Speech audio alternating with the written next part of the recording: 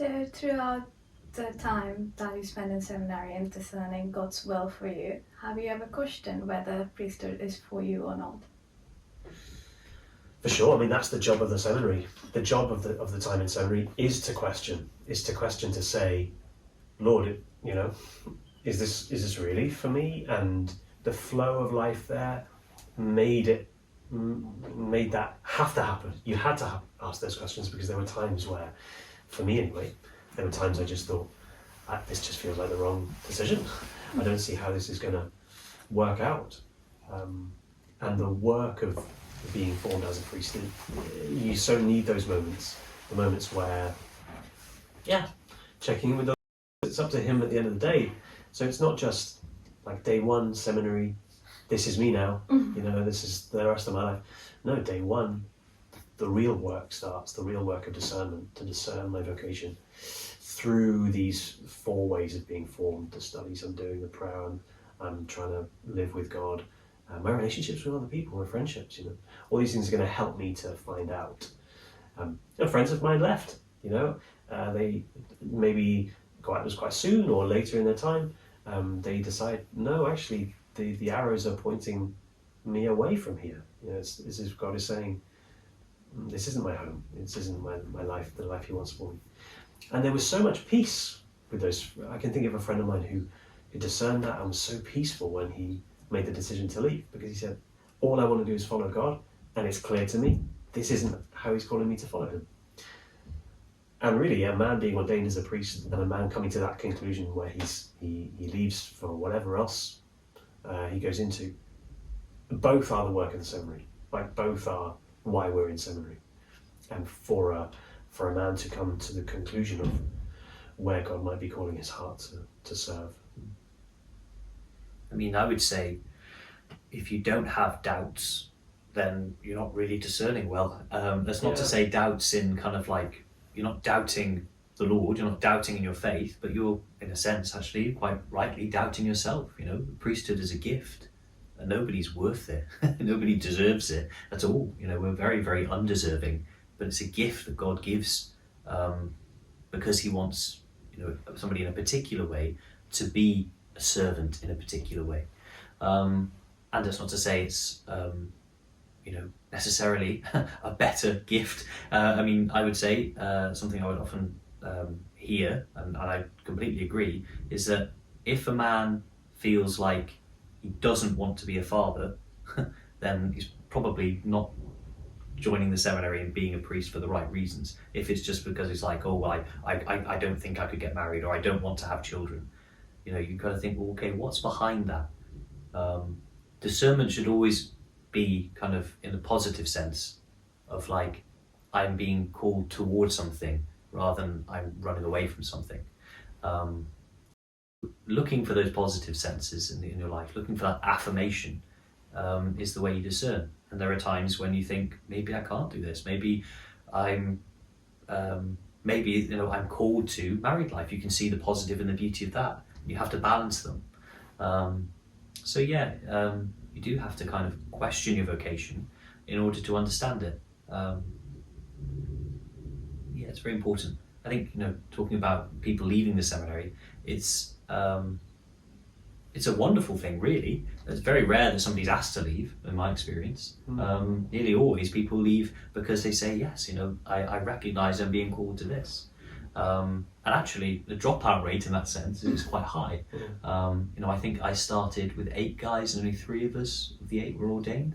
So it's about 50% dropout rate in that sense. But exactly because what Father Matt's saying is that seminary is a place to discern your call as a Christian first, and then your call within that to be a priest.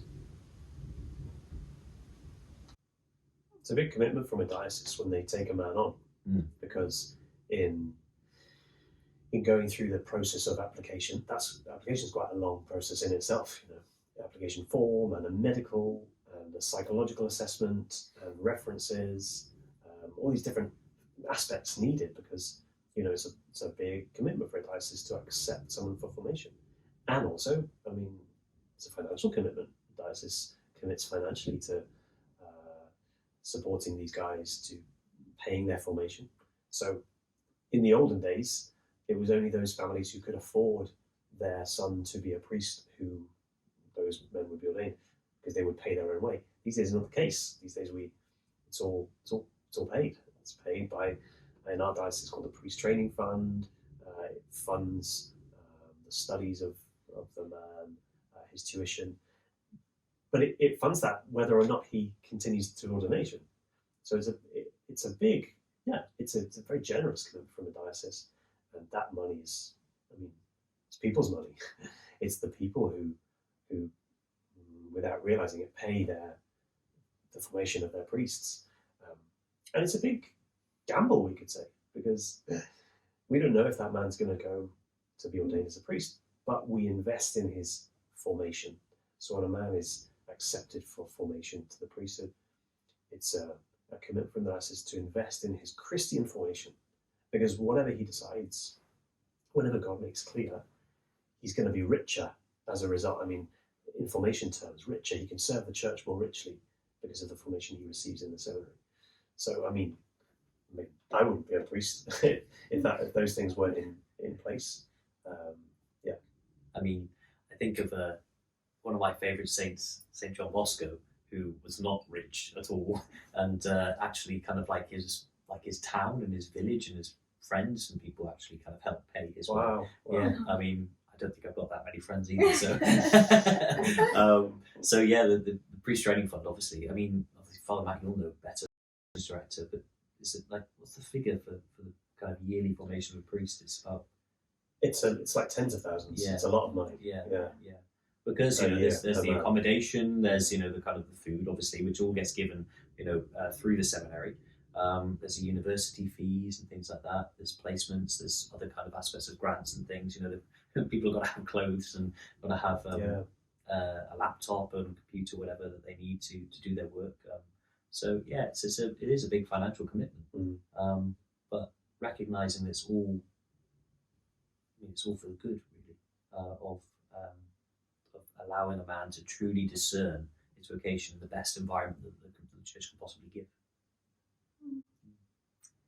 When you were discerning your vocation, what was the reactions of like friends and family?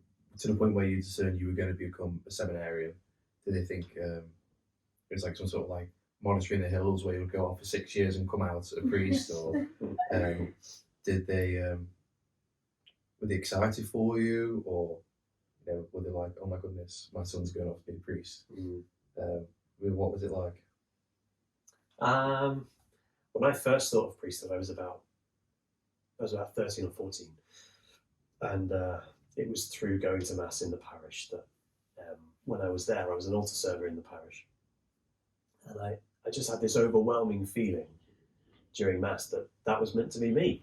I mean, I wouldn't say it was every single Sunday, but it was on a regular basis. I'd feel something about that life that I'm called to, and that I don't really want to be. That's how I initially felt. And every time this happened, it would go a bit deeper each time. But I couldn't think of any friends I would talk to, because I wasn't in a Catholic high school. There was no Catholic high school around where I grew up, and none of my friends would have that on their radar, really. I remember the careers advisor talking to us in GCSE year, and I had this on my mind, but I thought I don't know how to say this to her. So really, what that left me with was a kind of decision that I wouldn't be a priest. I just didn't know what to do with this. I didn't know who to talk to. I didn't know anyone else training to be a priest. It just wasn't a thing in my life. So yeah, it comes to the conclusion of not. And it was only because I had an amazing experience of Jesus' love. I experienced Jesus' love in a profound way when I was 17 at a Youth 2000 event. Through confession, through Eucharistic adoration, those two experiences for me. Jesus really spoke to my heart in a new way, and through that event, it was a very life-changing event. Through that event, I just wanted to follow him. That's what I wanted to do with my life. I didn't know that would be as a priest, but all of a sudden, I wanted what he wanted for me. So I was ready to, follow whatever that meant, and obviously it meant priesthood. I came to the conclusion, But then, because I was more sure of what was going on in my own heart, I was happy to talk to my friends about it. And what I found was this non-Catholic school, none of my friends were Catholics. They were all fascinated by the idea. They'd think I was weird, or actually they thought it was really interesting and really curious. And we stayed in touch a lot while I was in the seminary. I'd come back and, I'd expect we'd meet in a pub for a meal, and I'd expect us to talk about everyone's views, and they always just wanted to ask questions about seminary. It was a really blessed time for me. My family, thanks be to God, were very supportive, my parents especially. So I had a very positive experience. I know it's not always the case for a man thinking of priesthood, but I was really struck by actually people are interested in the life of another person. They are interested in someone leaving the world, objectively leaving the world to follow Jesus. I mean, that's an interesting thing to people. I had thought of it in terms of, oh, how am I going to say this in words they don't understand? No, they loved it. So, I had a really blessed experience. What about you? I mean, I think vocation story kind of thing, how it all kind of started. I mean, for me, I guess there were similarities in the sense that I cradle Catholic and kind of brought up going to mass. Was an altar server as well. I remember we had a new parish priest come in who changed a few things around on the altar, and I didn't know why. And I remember asking him, why have you done that? And he said, well, this is how it should be, and actually showed me kind of loads of answers. And that kind of piqued my curiosity and made me realise, okay, if there's questions that I have about the church's teaching about why we do things, then there are answers, And if I trust in God, then I can find those answers. And that was my experience. I also didn't go to a Catholic secondary school. It wasn't one. So my kind of growth in faith really came from learning about my faith, being able to engage my reason as well, and just seeing the depth and the richness of what the church teaches. Then I went, funny enough, when I was 17 as well, on the Welsh National Pilgrimage to Lourdes. And it was, well, when I was 16 I went, and I went again when I was 17, then several times after that. But when I was 17, I was in the grotto at Lourdes at night, which is a lovely, lovely thing because it's very peaceful, very quiet. You feel the presence of Our Lady very closely.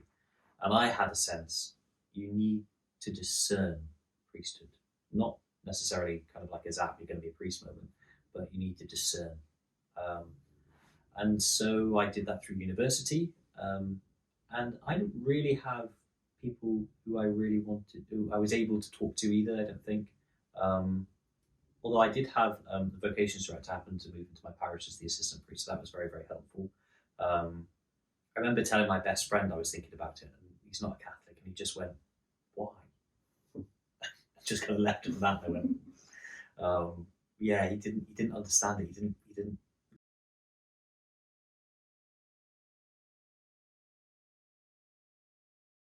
it is, if God's created me to love, then how has he created me to love him and my neighbour? That's what priesthood is. It's a way of loving God and loving his people. Just the same way as married life is, and as religious life is, and as consecrated lay life is. That was kind of in there. My friend didn't understand it. With my family, I remember just hinting to my mum. And just kind of asking her questions. Oh, so if I was a priest like this, and eventually could, well, do you want to be a priest? And I was like, yes. And then that was it.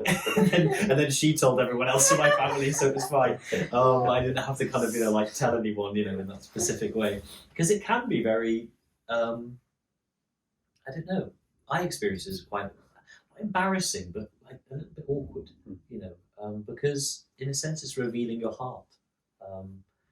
If priesthood is, like I say, about loving, then we don't often talk about that intimately, really, with some people anyway, about the way in which we love. But to have people you can talk to about that is very, very helpful, definitely. Especially, for young men who experience a lot of difficulty in today's society to actually be vulnerable and gentle and loving is kind of considered not masculine in a way, when actually there's nothing more more true to a man than being a man of gentleness and love.